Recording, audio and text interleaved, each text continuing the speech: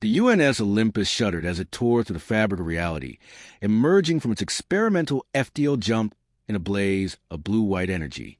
The stars here were unfamiliar, the system uncharted.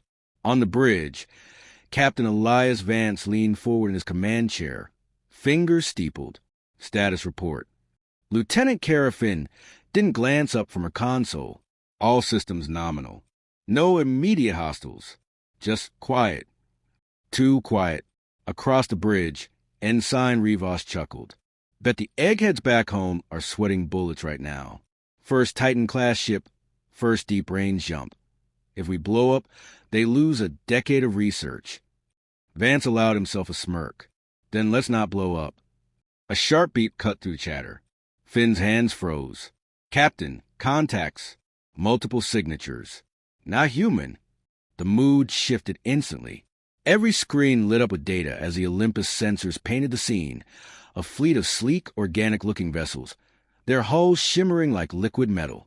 Alien. Undeniably alien. Shields up, Vance ordered, voice steady. But keep weapons cold. Let's see if they're friendly before we start a war. A transmission crackled through. No video, just a voice, deep and layered with harmonics that didn't sound entirely natural. Asterisk, unknown vessel. You trespass in sovereign space. Power down your systems and prepare for boarding. Asterisk, Vance exhaled slowly. Not friendly. Then, Finn's fingers danced across her console. They're targeting us. Weapons hot. Rivas whistled. Well, that escalated fast. The alien ships moved with eerie precision, encircling the Olympus. Their weapons glowed, some kind of plasma-based tech, if the energy signatures were right. Vance didn't flinch. Hailed him again. Last chance to talk this out. The response was immediate. Asterisk, compliance is required. Resistance is meaningless. Asterisk, then they fired. A lance of searing plasma streaked toward the Olympus and splashed harmlessly against its shields. The bridge didn't even shake. Silence. Finn blinked. That did nothing. Rivas grinned. Oh, they're so screwed. Vance leaned forward, eyes locked on the view screen. Return the favor. The Olympus railguns hummed to life. Capacitors charged it with a deep, resonant thrum. The alien ships hesitated. For the first time, the alien voice wavered. What? The humans fired back. The railgun round tore through the void at a fraction of light speed. No fancy energy beams, no glowing projectiles. Just a tungsten slug the size of a ground car, accelerated to the point of physics breaking. The lead alien ship never stood a chance. One moment it hung there, pristine and arrogant, its organic curves shimmering under distant starlight. The next it ceased to exist. The round punched clean through its core, the impact vaporizing half the vessel outright. The rest spun wildly, spewing debris and molten hull fragments in a grotesque spiral. Silence gripped the bridge for half a second before Rivas let out a low whistle. Well, that worked. Finn's fingers flew across her console. Remaining hostiles are scrambling. Energy spikes. They're powering secondary weapons. Vance didn't blink. Lock on to the next one. The aliens moved fast, their formation collapsing into chaos. A barrage of plasma fire streaked toward the Olympus, but the human ship's point defense turrets swiveled and spat hypervelocity, rounds into the paths of incoming projectiles. Plasma bolts detonated harmlessly in the void, their fury reduced to brief, silent flares. Shields holding at 98%, Finn reported. Another railgun round left its barrel. Another alien ship disintegrated. The alien comms erupted. Panicked, overlapping voices, their language untranslated but their terror unmistakable. One transmission broke through, the same deep voice as before, but now laced with something new. Disbelief. Asterisk, impossible. Your weapons, your defenses, this is not. Asterisk. Vance cut the channel. They don't get to monologue. The Olympus advanced, relentless. The aliens tried to flee, their sleek vessels twisting toward a jump point, but human targeting systems were faster. A third ship vanished in a flash of shattered metal. Finn frowned at her readouts. They're hailing us again. Vance considered ignoring it. Then he nodded. put them through. The alien commander's voice was stripped of its earlier arrogance. Asterisk, you were not supposed to. How do you? This cannot be. Asterisk, Rivas snorted. Someone forgot to check their intel. Vance leaned back. You fired first. You don't get to run now. The channel went dead. The alien fleet's remaining ships burned hard, scattering in desperate vectors. But the Olympus wasn't done. Finn looked up. Captain, they're broadcasting a distress signal. Wideband, repeating. Vance smiled. Thin, cold, good. Let them call for help. The aliens had come expecting prey. They'd found something else entirely. The alien distress signal pulsed across the void, a scream of desperation, encoded in frequencies no human ear could naturally parse. It reached further than the battlefield, further than the star system, rippling through subspace at speeds even the Olympus couldn't match. Deep in the heart of the galactic concord, the signal slammed into receivers older than human civilization. High Archon Velis of the Krith Dominion jolted upright as the decoded transmission flooded his chamber. The images were fragmented, chaotic, a human warship shrugging off weapons fire that should have vaporized it, then replying with brutal, mechanical efficiency. His secondary limbs trembled. Retrieve the forbidden archives, he hissed. Now. His scholars scrambled, claws clicking against ancient data crystals. They knew the legends, the old warnings buried under eons of conquest and complacency. Meanwhile, aboard the Olympus, the crew watched their remaining enemies flee with detached amusement. Pathetic, muttered Chief Engineer Harkov, wiping grease from his hands as he monitored the railgun's heat sinks. All that fancy tech, and they fight like cadets on their first sim run. Finn glanced at her tactical display. They're not even trying to regroup. Just running. Vance drummed his fingers on the armrest. They've never seen kinetics before. A revelation clicked in Rivas' brain. Wait, you think they only fight with energy weapons? The bridge fell silent as the implication settled. Harkov barked a laugh. No wonder they're shitting themselves. Their entire warfare doctrine just got obsoleted by a chunk of metal and basic physics. On the view screen, the last alien vessel vanished into FTL. But the real battle was just beginning. 300 light-years away, Archon Velis stared at the recovered data with mounting horror. The archive spoke of a species from the galactic dark, hairless, soft-skinned, but relentless. Creatures who didn't just use tools, but reinvented them mid-battle, who waged war with the cold patience of predators, then improved between engagements. The scholars whispered the old name. Humanity. Velis' carapace rattled. The myths are real. His military advisor pulsed anxious colors. Their vessel alone has destroyed 3 battleships. If more come, signal the remaining fleets, Velis interrupted. Full retreat from the border systems. But the resources are worthless if we're extinct. The Archon's voice echoed through the chamber. We need time. Time to study. To adapt. His advisor hesitated. And if we can't? Velis watched the footage loop, the human ship firing again and again with terrible simplicity. Then we pray they're merciful. Back on the Olympus, Finn suddenly stiffened. New contacts. Multiple FTL signatures incoming. Vance straightened. Reinforcements? Negative. Her voice held quiet awe. They're ours. The void rippled as ships emerged. More Titans, flanked by destroyers, their hulls gleaming under distant starlight. The transmission that crackled through was admiralty clear. Captain Vance? This is Fleet Admiral Kurova. Seems you've been making friends. Rivas grinned. Oh, this is going to be good. Vance exhaled, long and slow, as the scale of the moment settled upon them all. First contact hadn't just happened. First contact had failed, and humanity was just getting started. The alien homeworld's defense grid lit up like a dying star as the human fleet emerged from FDL. Dozens of Titan-class ships now hung in orbit, their railgun batteries humming with restrained power. Admiral Kurova's flagship, the UNS Wrath of Terra, took point, a monstrous vessel studded with enough firepower to glass a continent in a single salvo. On the surface, panic spread through the Krith Dominion's capital like wildfire.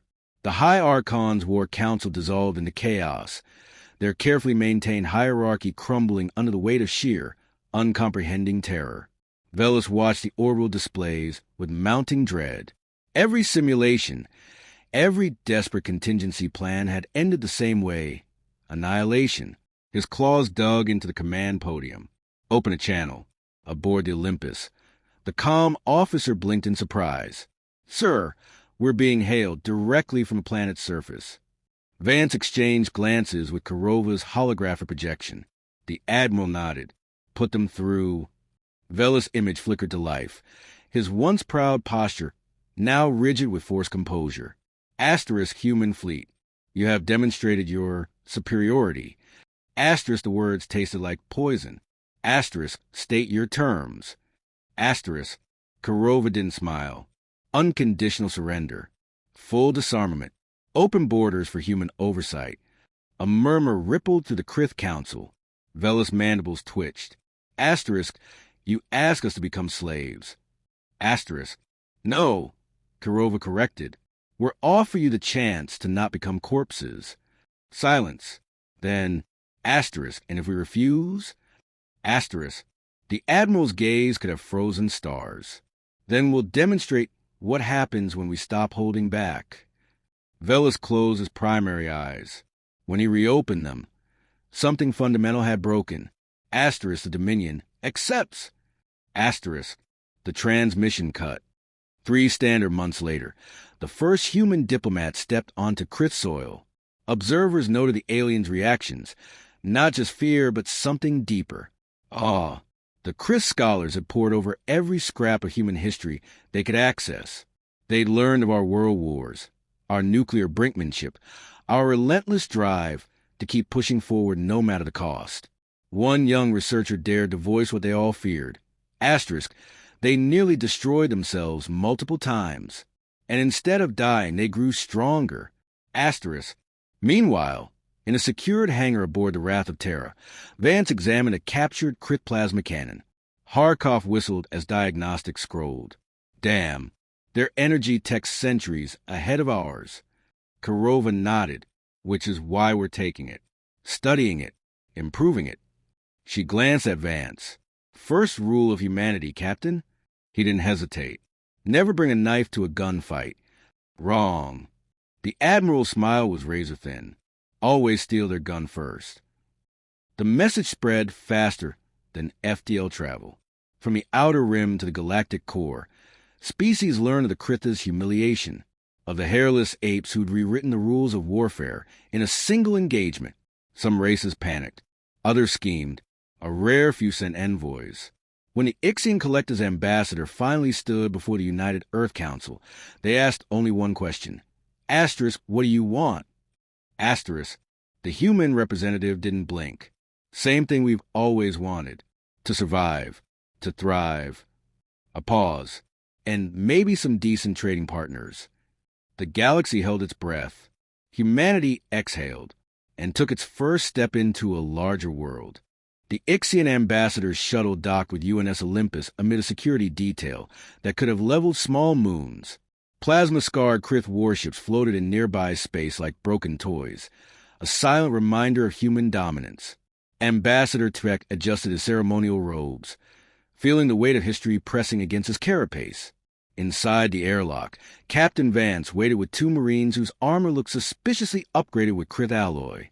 Ambassador, welcome aboard humanity's first Titan. Tvek's secondary eyes tracked the modifications. Human engineering blended with stolen alien tech in ways that should have taken decades.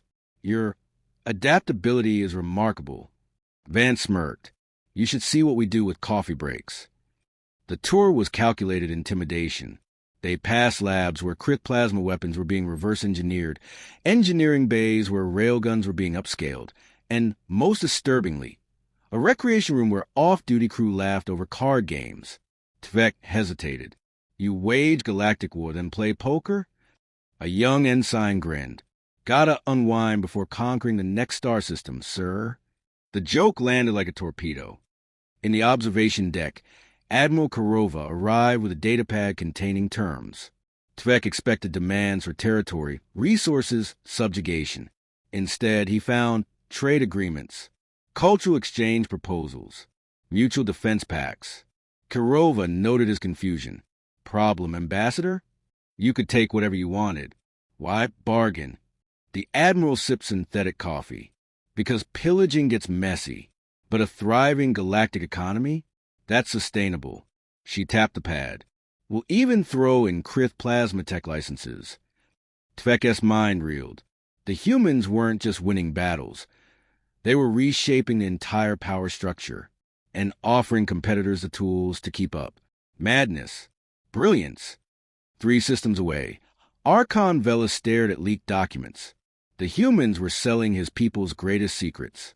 To everyone, his warlord screamed. This undermines our entire... Yes, Vela slumped. That's the point. The message was clear. Humanity would drag the galaxy forward, kicking and screaming if necessary. Aboard the Olympus, Vance watched Tvek's shuttle depart. Finn joined him. Think they'll accept? Doesn't matter. He activated a star map showing hundreds of new contacts, species suddenly eager to negotiate. The dam's broken. In the void beyond, human ships burned toward new horizons. The age of isolation was over. The age of humanity had begun. The first human cultural attaches arrived on Ixian soil carrying 3 things: translated literature, hydroponic farming modules, and a full symphony orchestra. Ambassador Tvek watched from his balcony as the humans set up their absurdly complex gift in the central plaza, an open-air stage with acoustics calibrated for both species' auditory ranges. His aide vibrated with nervous energy. Asterisk, they call this soft power. Should we be concerned? Asterisk, Tvek's antennae twitched as the orchestra's conductor raised their baton. Asterisk, we should be terrified. Asterisk, the opening notes of Beethoven's Fifth crashed through the square like artillery fire. Ixian stumbled, some in shock, others in sudden, overwhelming awe.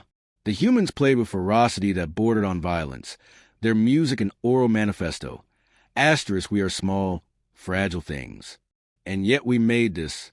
Asterisk, by the third movement, half the crowd was weeping in ways their biology shouldn't allow. Meanwhile, in Krith space, a very different exchange unfolded.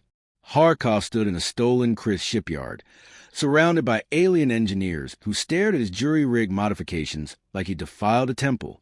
Asterisk, you connected our plasma conduits to what? Asterisk, Harkov wiped grease on his jumpsuit. Your regulators were bottlenecking output, so I bypassed them with some old Terran fishing controllers. He flipped a switch. The weapon fired, twice as fast, 3 times as bright. The lead engineer made a sound like a dying engine. Asterisk, that should have exploded. Asterisk, yeah, it did the first 4 times. Harkov grinned.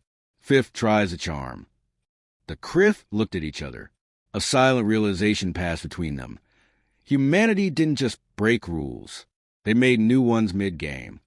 Back on Earth, Fleet Admiral Kirova reviewed the latest reports over whiskey.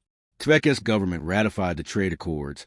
Her aide reported, and the Krith just surrendered another shipyard. Kirova swirled her drink. Too easy. The aide hesitated. Ma'am, they're adapting faster than we predicted. She pulled up footage from the Ixian concert. Aliens weeping at Mozart. First they fear our guns. Then they crave our art. Next, the aide swallowed. They'll want to be us. Kirova downed the whiskey. Exactly. In the dark between stars, a new signal pulsed through the void. Not distress, not surrender. An invitation. Dozens of smaller species, ignored by the old powers, were reaching out, not to the United Earth Council, to the Olympus. Directly. Vance read the first message aloud. Asterisk, teach us how to fight like you. Asterisk, Finn exhaled sharply. We just became the galaxy's revolutionaries. Rivas laughed. Hell yeah, pass the ammo. Outside, the stars burned cold and bright, waiting, watching, ready